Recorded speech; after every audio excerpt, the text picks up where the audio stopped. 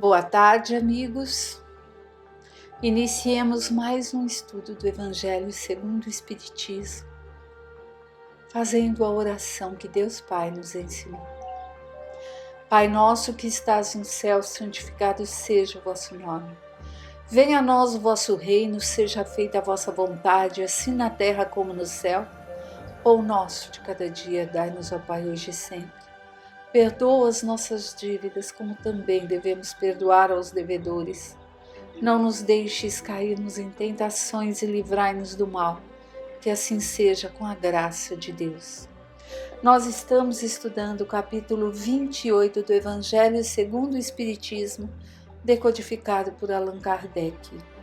Estamos na coletânea de preces espíritas. Hoje vamos iniciar nas preces para si mesmo, aos anjos guardiães e aos espíritos protetores. Instrução preliminar. Todos nós temos um bom espírito que está ligado a nós desde nosso nascimento e que nos tomou sob sua proteção. Desempenha junto de nós a missão de um pai, junto a um filho, a de nos conduzir no caminho do bem e do progresso, no decurso das provas da vida. Fica feliz quando correspondemos aos seus cuidados e sofre quando nos vê fracassar. Então, meus amigos, olha que maravilha. Esse amigo, ele está ali. Ele se encarregou de estar junto de nós na nossa encarnação. Pode ser um amigo da família espiritual, está sempre por perto. E é preciso que nós saibamos chamar por ele, pedir por ele, antes de dormir, para que ele nos acompanhe nos nossos aprendizados, nos desligamentos parciais que temos ali em sono, e estarmos bem, para que tenhamos o merecimento, para que ele venha estar ao nosso lado, ao nosso chamado. Porque se a gente tem um dia conturbado e nos deixamos levar pelas baixas vibrações, sabe, aqueles xingamentos, raiva, rancor, etc, etc, a gente já leu em tantas obras, do André Luiz, a sintonia fará com que estejamos juntos daqueles que estão iguais a nós. Por quê? Porque nós é que buscamos. Então é importante que nós tentemos nos manter sóbrios para que tenhamos a companhia desses amigos, tão amigos, que se predispuseram a estar conosco nessa encarnação. Continuando a leitura. Seu nome pouco importa, pois pode não ter nenhum nome conhecido na terra. Nós o invocamos então como nosso anjo guardião, nosso bom amigo espiritual. Podemos até mesmo invocá-lo sob o nome de um espírito superior, pelo qual sentimos particularmente uma simpatia especial. Além do anjo guardião, que é sempre um espírito superior, temos os espíritos protetores, que, embora menos elevados, são igualmente bons e generosos. Eles são geralmente parentes, amigos ou quaisquer pessoa que não conhecemos em nossa existência atual. Eles nos ajudam pelos seus conselhos e muitas vezes intervindo nos atos de nossa vida. Então, nós vemos aqui que não importa o nome que tenha ou que se dê ao nosso anjo guardião, ao nosso mentor, ao nosso protetor. O que importa é a vibração que sentimos quando estamos próximos, quando ele está próximo de nós. São as intuições que temos do caminho correto a seguir, do caminho no bem. E aí podemos ter certeza, é esse amigo que me quer ver fazendo coisas boas, me elevando moralmente, que está me instruindo. Os espíritos simpáticos são os que se ligam a nós por uma certa semelhança de gostos e tendências. Podem ser bons ou maus, conforme a natureza das nossas inclinações que os atraem para nós. Os espíritos sedutores se esforçam para nos desviar do caminho do bem, sugerindo-nos maus pensamentos. Eles se aproveitam de todas as nossas fraquezas e também de tantas outras portas abertas que lhes dão acesso à nossa alma. Há os que se agarram a nós como a uma presa, mas se afastam quando reconhecem sua impotência para lutar contra a nossa vontade. Nesse trechinho nós vimos algumas coisas, Os espíritos que se ligam a gente, eles têm a mesma tendência que a gente. E isso não são só os espíritos desencarnados, os encarnados também. Se nós formos perceber, aqueles com quem estamos mais próximos são os nossos pares, né? Por exemplo, aquela pessoa que tem o vício do álcool, ele vai estar sempre procurando os amigos que gostam da mesma coisa, do fumo, aqueles que têm inveja, aquele que gosta de falar mal do outro, parece tão simples, né? Mas é tão corriqueiro. Mas geralmente atrai aquele outro que também gosta de escutar e que ajuda dando uns pitacos. Então, sempre a tendência que nós temos é que faz com que atraiamos esses espíritos e esses irmãos junto de nós. E existem aqueles que estão junto de nós que não querem também ver a nossa mudança para o bem. Por quê? Porque pode ter sido companheiro de álcool, de fumo, de alguma outra coisa no outro tempo, e agora tentam ver que a gente está mudando, não quer mais isso, eles não acham justo. Às vezes eles não têm nem má intenção, ele quer a companhia para fazer o que ele gosta, e aí vai seduzindo a pessoa, e se a pessoa é mais vulnerável para obter o que deseja, ele acaba conseguindo. Por isso é importante nós nos conhecermos, para conseguirmos resistir aos irmãos sedutores que fala aí nesse último trecho que eu li. Quanto mais eu vigiar meu pensamento, meu sentimento nessas questões, mais rápido a gente consegue fazer a reforma íntima. E aí nós vimos ali no finalzinho que eles acabam se afastando quando vem a impotência de lutar contra a nossa vontade. Se eu fizer a reforma íntima, ele não vai conseguir. Por quê? Porque não é mais da minha vontade aquilo tudo, né? Vamos continuar. Deus nos deu um guia espiritual, Deus nos deu um guia principal e superior em nosso anjo guardião e guias secundários nos espíritos protetores e familiares. É um erro acreditar que forçosamente temos um mau espírito colocado perto de nós para contrabalançar as boas influências.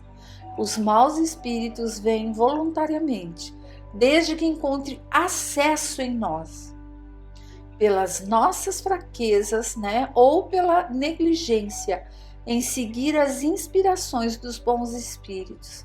Portanto, somos nós que o atraímos. Resulta disso que nunca se está privado da assistência dos bons espíritos e depende de nós o afastamento dos maus. Por suas imperfeições, o homem é o causador das misérias que suporta. Ele é, na maioria das vezes, seu próprio mau espírito, que ele pensa que o atormenta. A prece aos anjos guardiães e espíritos protetores deve ter por objetivo solicitar sua intervenção junto a Deus para pedir-lhes forças para resistir às más sugestões e sua assistência nas necessidades da vida. Bom, meus amigos, pensar que Deus colocaria um mau espírito junto de nós para contrabalançar ali, por termos um anjo guardião e os espíritos protetores, Não existe isso. Basta a nós o mal que existe em nós.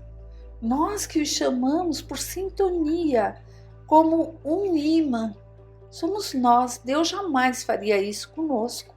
Assim como nós, pais, mães, jamais vamos colocar nosso filho numa fogueira com alguma coisa ali para lhe tentar, né? Jamais. Imagine Deus com a misericórdia que Ele tem de toda a sua criação e de nós, seus filhos. E aí temos a prece para pedir a intercessão. Mas a intercessão, antes de ler a prece, a gente tem que pensar. Intercessão para a necessidade importante, não para as coisas supérfluas. Lembram que quando nós lemos lá no capítulo anterior, falando da prece, da oração, é saber pedir, saber o porquê está pedindo. É nesse sentido. Vamos à leitura de uma das preces. Espíritos sábios e benevolentes, mensageiros de Deus, cuja missão é assistir os homens e conduzi-los ao bom caminho, sustentai-me nas provas desta vida, dai-me forças para suportá-las sem lamentações. Desviai de mim os maus pensamentos e fazei com que eu não me afine com nenhum dos maus espíritos que tentarem me induzir ao mal. Iluminai minha consciência sobre meus defeitos e tirai de sobre meus olhos o véu do orgulho que poderia me impedir de os distinguir para os combater em mim mesmo. Vós, meu anjo guardião, que velais mais particularmente por mim, e todos vós, espíritos protetores que vos interessais por mim, fazei com que eu me torne digno de vossa benevolência. Conheceis minhas necessidades, que elas sejam satisfeitas segundo a vontade de Deus. Presta atenção no finalzinho. Segundo a vontade de Deus. O item 13, outra prece. Meu Deus, permiti aos bons espíritos que me assistem vir em minha ajuda quando estiver em sofrimento e amparar se eu vacilar. Fazei, Senhor, com que me inspirem a fé, a esperança e a caridade, que sejam para mim um apoio, uma esperança e uma prova de vossa misericórdia. Fazei, enfim, com que encontre junto a eles a força que me falta nas provas da vida para resistir às sugestões do mal, a fé que salva, o amor que consola. Prece de número 14. Espíritos bem-amados, anjos guardiães, vós a quem Deus em sua infinita misericórdia permite velar pelos homens, sede nossos protetores nas provas de nossa vida terrena. Dai-nos a força, a coragem e a resignação. Inspirai-nos tudo que é bom, livrai-nos da inclinação para o mal. Que vossa doce influência penetre em nossa alma.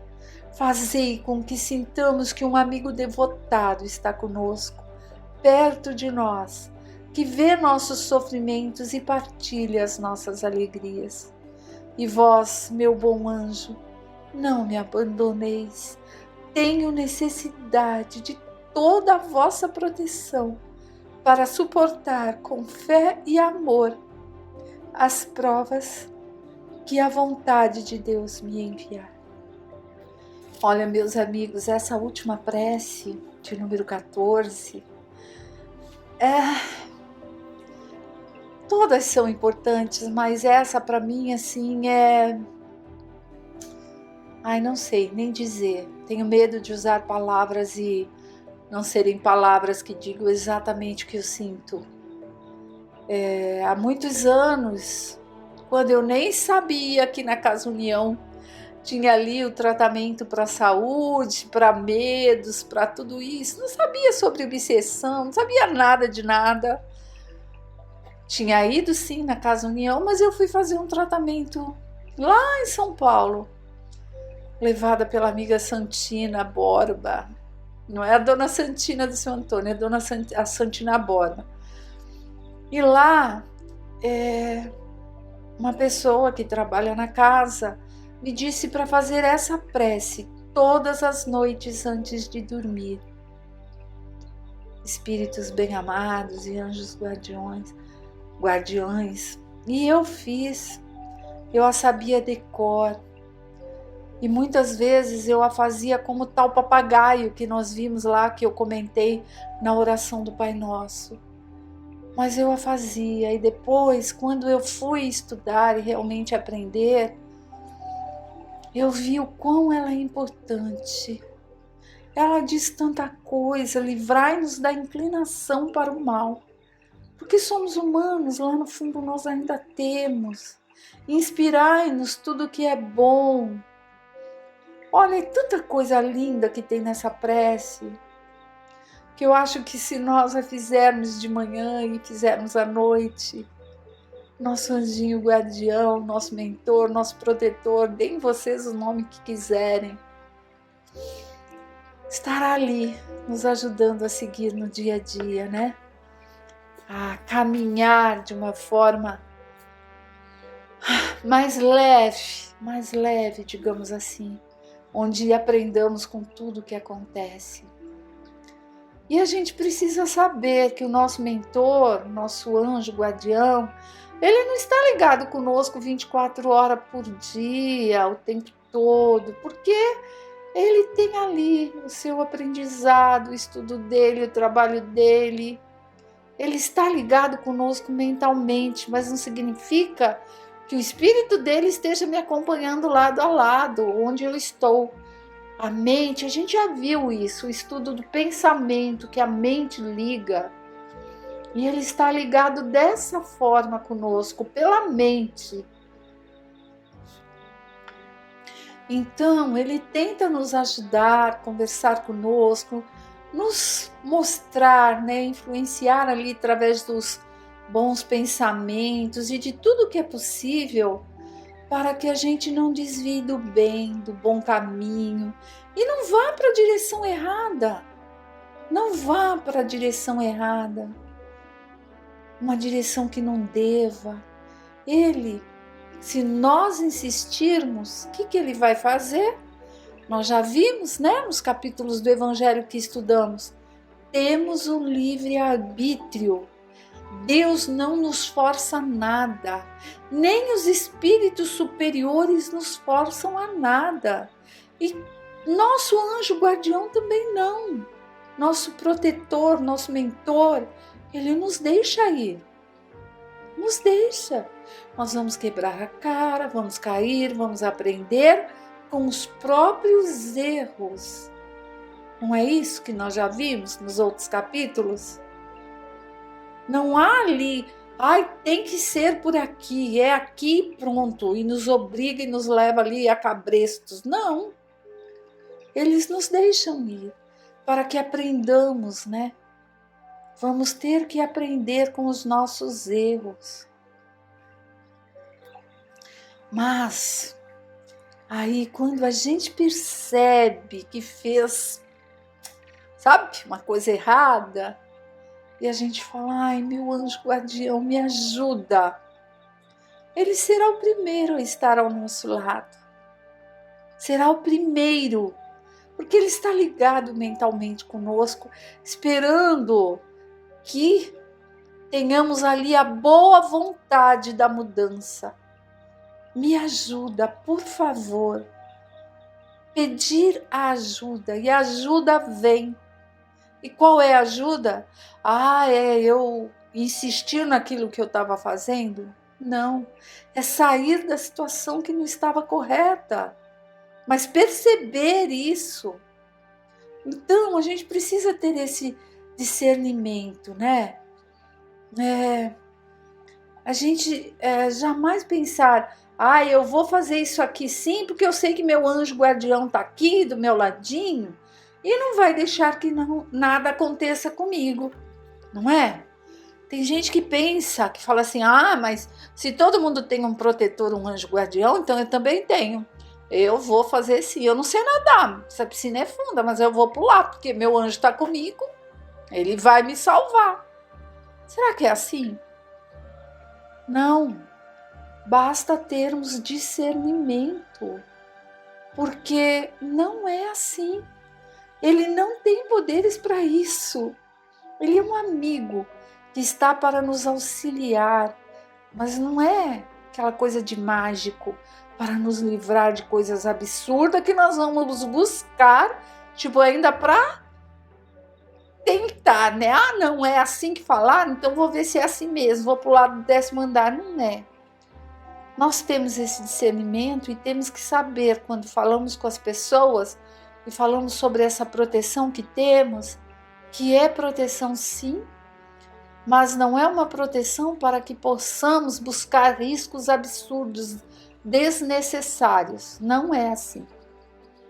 Ele age como um amigo encarnado também. Se eu falar assim, olha, eu vou pular, tem 3 metros, eu não sei nadar. Se for um amigo verdadeiro encarnado, vai me dizer, não faz isso, pare com isso. Se eu insistir e pular, a responsabilidade é minha. Então, o nosso anjo guardião, ele tem amor por nós, tem amizade, carinho, um amor tão grande, mas tão grande, que ele está ali, ele foi colocado, né? Ou ele pediu para ser colocado como nosso tutor, como nosso guia espiritual ali, para nos intuir, para nos mostrar o que fazer de bom, quando estivermos ali nos deixando cair em tentações, em desespero, falar, meu anjo, me auxilia, me mostra o caminho. Ele vai te intuir. E aí a decisão é sua. Ele tem esse amor incondicional, que quando pedimos ajuda, ali ele está para nos ajudar. Então, é muito importante que nós sempre estejamos assim, naquela situação de orar e vigiar. Não nos deixarmos cair nas tentações, nas provações que às vezes são fáceis, facilidades. Ah, isso é tão fácil, eu vou por esse caminho. A gente já viu a porta estreita, né? Mas é tão bom, é tão consolador, é tão gratificante sabermos que todos nós temos esse amigo, esse companheiro a quem Deus, em sua misericórdia, permite que estejamos ligados e sabermos que depende de nós. Por isso, vamos lá pedir boas inspirações para que sigamos o bom caminho no bem, na caridade, no amor, baseados no Evangelho de Jesus, fazendo sempre o bem, porque aí sim estaremos sendo espíritas praticantes. Bom, meus amigos, fiquem com Deus, tenham uma ótima semana para todos.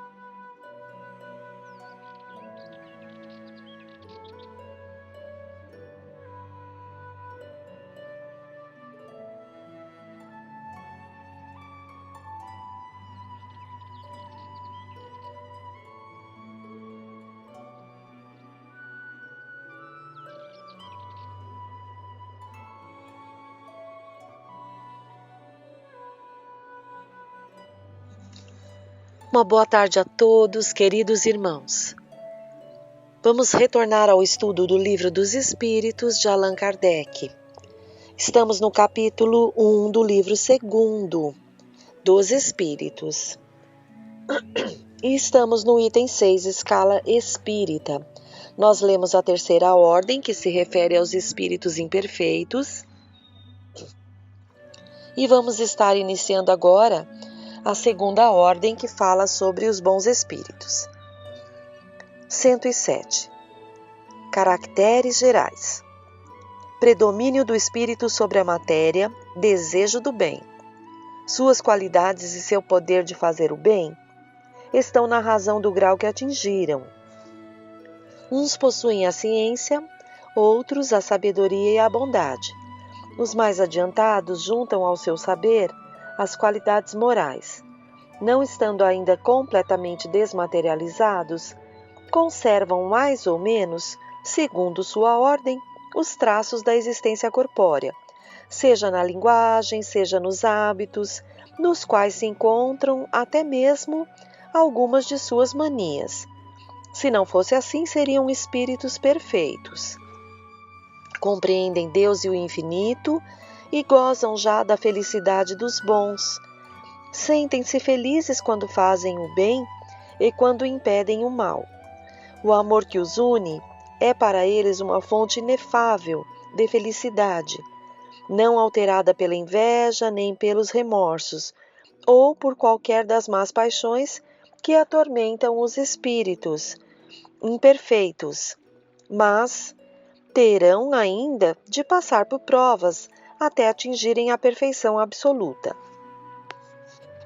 Como espíritos, suscitam bons pensamentos, desviam homens do caminho do mal, protegem durante a vida aqueles que se tornam dignos e neutralizam a influência dos espíritos imperfeitos sobre os que não se comprazem nela. Quando encarnados, são bons benevolentes para com os semelhantes. Não se deixam levar pelo orgulho, nem pelo egoísmo, nem pela ambição. Não provam ódio, nem rancor, nem inveja ou ciúme, fazendo o bem pelo bem. A esta ordem pertencem os espíritos designados nas crenças vulgares pelos nomes de bons gênios, gênios protetores, espíritos do bem. Nos tempos de superstição e de ignorância, foram considerados divindades benfazejas. Podemos dividi-los em 4 grupos principais. 108. Quinta classe, espíritos benévolos. Sua qualidade dominante é a bondade.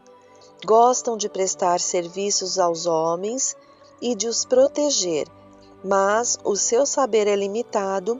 Seu progresso realizou-se mais no sentido moral que no intelectual. Quarta classe, espíritos sábios. O que especialmente os distingue é a amplitude dos conhecimentos. Preocupam-se menos com as questões morais do que com as científicas, para as quais têm mais aptidão, mas só encaram a ciência pela sua utilidade, livres das paixões que são próprias dos espíritos imperfeitos. 110. Terceira classe, espíritos prudentes. Caracterizam-se pelas qualidades morais da ordem mais elevada. Sem possuir conhecimentos ilimitados, são dotados de uma capacidade intelectual que lhes permite julgar com precisão os homens e as coisas. Segunda classe, 111, Segunda classe, espíritos superiores. Reúnem a ciência, a sabedoria e a bondade. Sua linguagem, que só transpira benevolência, é sempre digna, elevada e frequentemente sublime. Sua superioridade os torna, mais que os outros, aptos a nos proporcionar as mais justas noções sobre as coisas do mundo incorpóreo, dentro dos limites de que nos é dado conhecer. Comunicam-se voluntariamente com os que procuram de boa fé a verdade, e cujas almas estejam bastante libertas dos liames terrenos para a compreender, mas afastam-se dos que são movidos apenas pela curiosidade ou que, pela influência da matéria, desviam-se da prática do bem. Quando, por exceção, se encarnam na Terra, é para cumprir uma missão de progresso, e então nos oferecem o tipo de perfeição a que a humanidade pode aspirar neste mundo. E primeira ordem, espíritos puros, 112, caracteres gerais. Nenhuma influência da matéria. Superioridade intelectual e moral absoluta em relação aos espíritos das outras ordens. 113, primeira classe, classe única. Percorreram todos os graus da escala e se despojaram de todas as impurezas da matéria, havendo atingido a soma de perfeições de que é suscetível a criatura, não tem mais provas nem expiações a sofrer. Não estando mais sujeitos à reencarnação em corpos perecíveis, vivem a vida eterna que desfrutam no seio de Deus. Gozam de uma felicidade inalterável, porque não estão sujeitos nem às necessidades, nem às vicissitudes da vida material. Mas essa felicidade não é a de uma ociosidade monótona, vivida em contemplação perpétua. São os mensageiros e os ministros de Deus, cujas ordens executam para a manutenção da harmonia universal. Dirigem a todos os espíritos que lhes são inferiores, ajudam-nos a se aperfeiçoarem e determinam as suas missões. Assistir os homens nas suas angústias, incitá-los ao bem ou à expiação de faltas que os distanciam da felicidade suprema, é para eles uma ocupação agradável.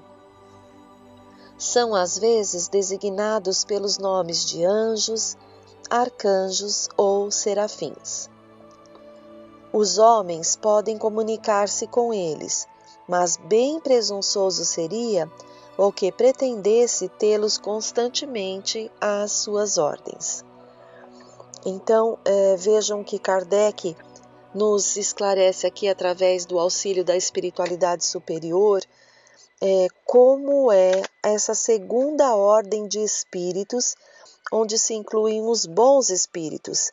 Então, começa falando dessa segunda ordem, onde há também uma classificação, né? Espíritos benévolos, espíritos sábios, espíritos prudentes, espíritos superiores, que estão ali dentro da escala nessa segunda ordem. Ainda passando ali por algumas provas, não chegaram ainda à perfeição absoluta, mas já estão muito mais à frente do que nós mesmos, como pudemos ali perceber através da descrição das suas características, né? Quando ele coloca aqui que não são alcançados, né, pelas emoções mais difíceis, assim como acontece com a gente, não experimentam a questão do ódio, né, da inveja, do ciúme, esse tipo de coisa.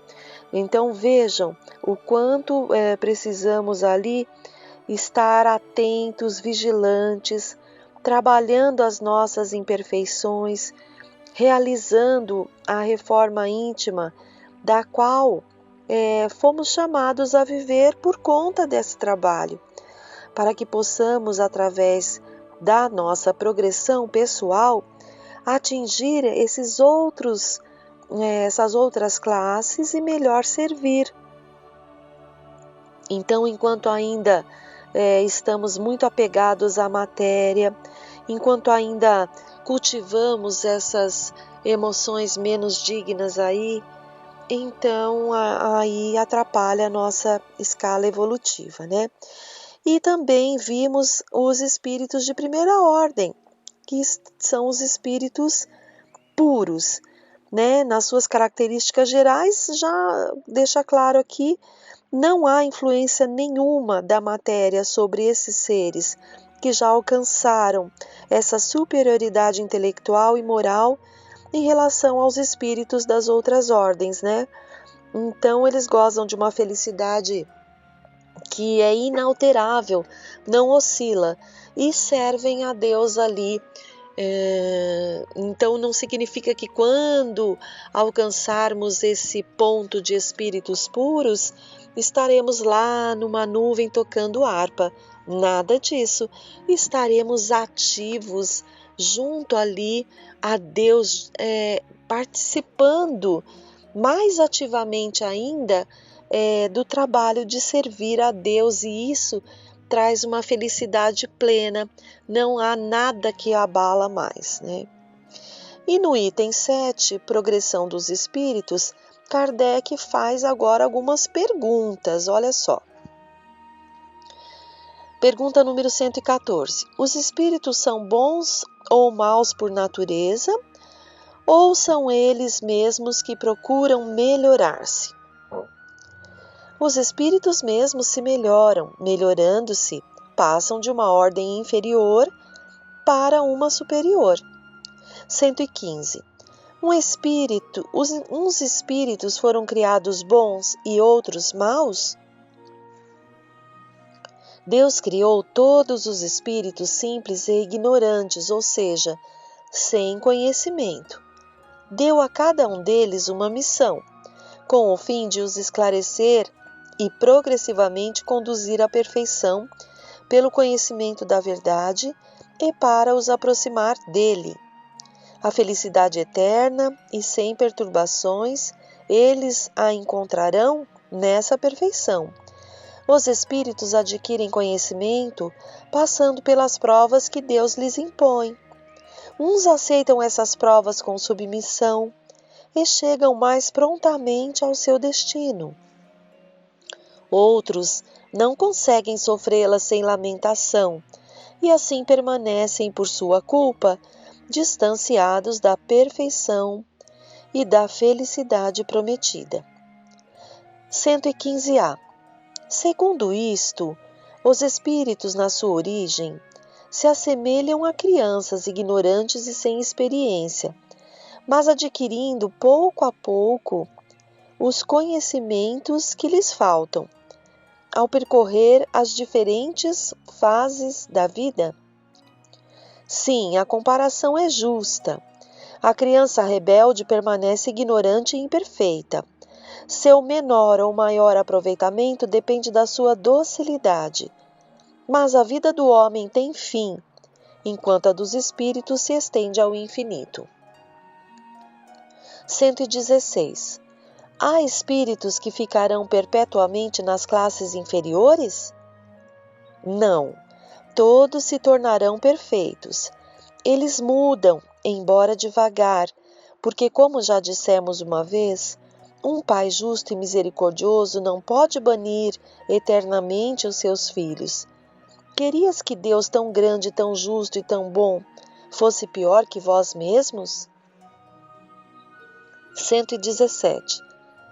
Depende dos espíritos apressar o seu avanço para a perfeição? Certamente, eles chegam mais ou menos rapidamente, segundo o seu desejo e a sua submissão à vontade de Deus. Uma criança dócil não se instrui mais depressa que uma rebelde? 118.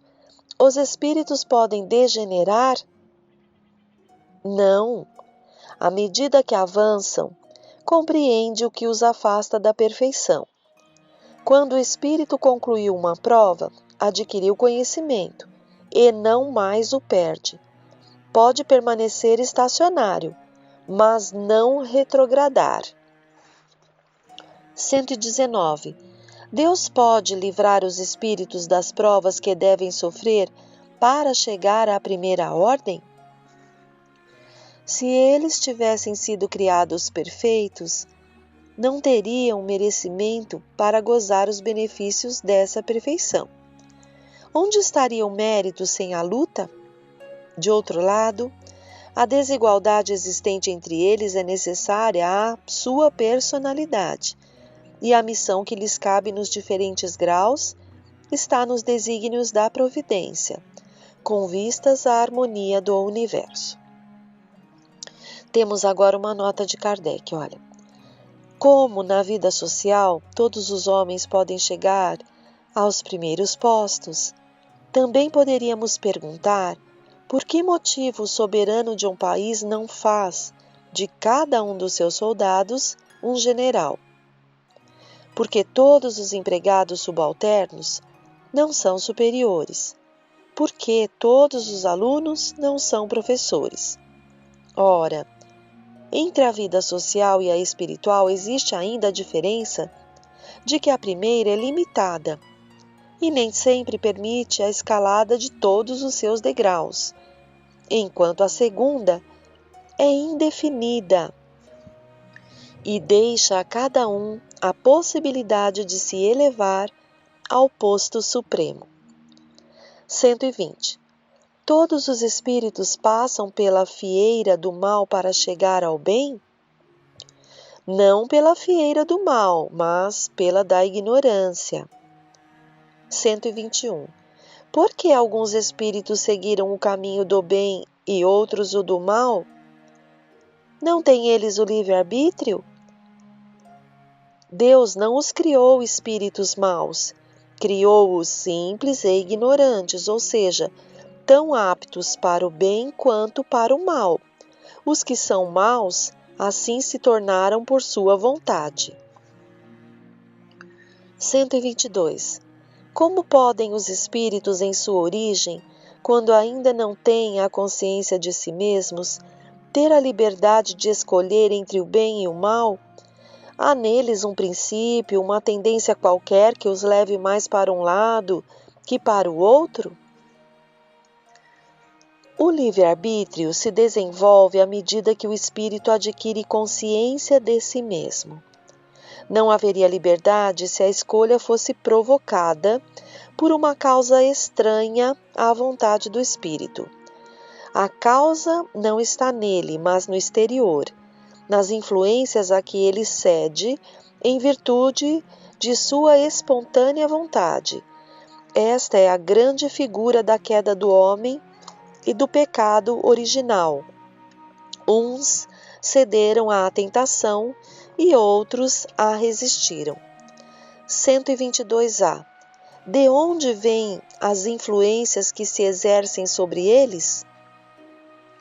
Dos espíritos imperfeitos que procuram envolvê-lo e dominá-lo, e que ficam felizes de o fazer sucumbir. Foi o que se quis representar na figura de Satanás. 122b. Essa influência só se exerce sobre o espírito na sua origem? Segue-o na vida de espírito, até que ele tenha de tal maneira adquirido o domínio de si mesmo, que os maus desistam de obsediá-lo. 123. Por que Deus permitiu que os espíritos pudessem seguir o caminho do mal? Como ousais pedir a Deus conta dos seus atos? Pensais poder penetrar os seus desígnios? Entretanto, podeis dizer: a sabedoria de Deus se encontra na liberdade de escolha que concede a cada um, porque assim cada um tem o mérito de suas obras. 124. Havendo espíritos que, desde o princípio, seguem o caminho do bem absoluto e outros o do mal absoluto, haverá gradações, sem dúvida, entre esses dois extremos? Sim, por certo, e constituem a grande maioria. 125. Os espíritos que seguiram o caminho do mal poderão chegar ao mesmo grau de superioridade que os outros? Sim, mas as eternidades serão mais longas para eles. Nota de Kardec. Por essa expressão, as eternidades, devemos entender a ideia que os espíritos inferiores fazem da perpetuidade dos seus sofrimentos, cujo termo não lhes é dado ver. Essa ideia se renova em todas as provas nas quais sucumbem. 126. Os espíritos que chegam ao supremo grau depois de passarem pelo mal têm menos mérito que os outros aos olhos de Deus? Deus contempla os extraviados com o mesmo olhar e os ama a todos do mesmo modo. Eles são chamados maus porque sucumbiram. Antes não eram mais que simples espíritos. 127. Os espíritos são criados iguais quanto às faculdades intelectuais? São criados iguais. Não sabendo de onde vêm, é necessário que o livre-arbítrio os desenvolva. Progridem mais ou menos rapidamente, tanto em inteligência como em moralidade.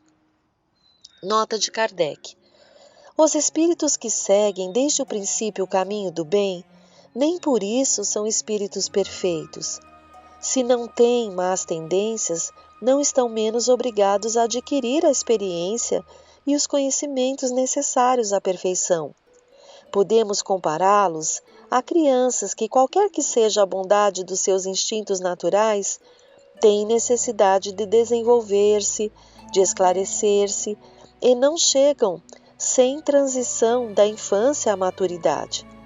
Assim como temos homens que são bons e outros que são maus desde a infância, há espíritos que são bons ou maus desde o princípio, com a diferença capital de que a criança traz os seus instintos formados, enquanto o espírito, na sua formação, não possui mais maldade que bondade. Ele tem todas as tendências e toma uma direção ou outra em virtude do seu livre-arbítrio. Então vejamos que nesse item, progressão dos espíritos, através dessas perguntas, Kardec nos esclarece que todos somos criados simples e ignorantes, exatamente iguais. Saímos das mãos do Criador simples e ignorantes, mas através ali das encarnações e das experiências, devido termos o nosso livre-arbítrio, vamos traçando este ou aquele caminho. Aqueles que saíram da mão do Criador e que foram, através das experiências, adquirindo sensações, conhecimentos, escolhendo a sua trilha, a sua jornada, pode fazer essa escolha tanto para as coisas boas quanto para as coisas ruins. Vai depender ali exatamente das suas experiências, né? E do livre-arbítrio, como já disse, muito apontado aqui. Então, se vemos assim espíritos muito, muito bons, é porque eles já trilharam os caminhos e fizeram suas escolhas. E há aqueles que, ao sair das mãos do Criador, traçam seus caminhos, escolhendo sempre, mesmo através das experiências de dor, tudo, um caminho melhor do que um outro, que é mais rebelde, que busca mais a revolta, que se compraz em fazer o mal, em fazer o outro sofrer. Então, podemos observar que depende de nós as escolhas e a progressão onde quer que queiramos, seja no caminho do bem, seja no caminho do mal. A cada dia fazemos essa escolha. Desde que saímos das mãos de Deus Pai Criador, fazemos as escolhas. Não dá para pôr a culpa em mais ninguém da dificuldade moral que trazemos e mesmo das dificuldades outras, intelectualmente falando. Por quê? Porque cabe a nós buscarmos o bem e cabe a nós buscarmos o conhecimento.